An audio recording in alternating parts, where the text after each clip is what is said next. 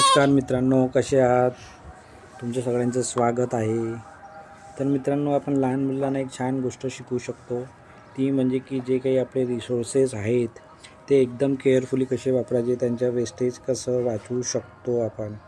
कारण की रिसोर्सेस खूप महत्त्वाचे आहेत. आणि त्याच्यात एक साधं उदाहरण बघायचं झालं तर माझी मुलगी जेव्हा पण मला पाणी मागते तेव्हा मी तिच्या त्या पेल्यामध्ये पूर्ण असं भरून पाणी टाकत नाही, तिला थोडंसं पाणी देतो. आणि मग ती मला विचारते की पप्पा पूर्ण पाणी का बरं देत नाही. तर त्यांना सांगायचं की पाणी हे खूप महत्त्वाचं संसाधन आहे आणि ते आपल्याला काय करायचं नाही, वाया घालवायचं नाही आहे. आणि लहान मुलांना तर सोडा, तर आपल्यापैकी जे काही मोठे आहेत ते सुद्धा या बाबतीत संवेदनशील नाही आहेत. आपण आपल्याकडे कुणी आलं तर त्यांना पूर्ण ग्लास भरून देतो, त्या व्यक्तीला पूर्ण तहान नसते आणि मग ते पाणी वाया जाते.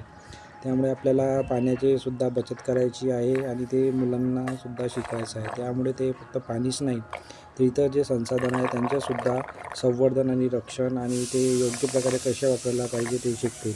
तर चला मित्रांनो, जय शिवराय, धन्यवाद.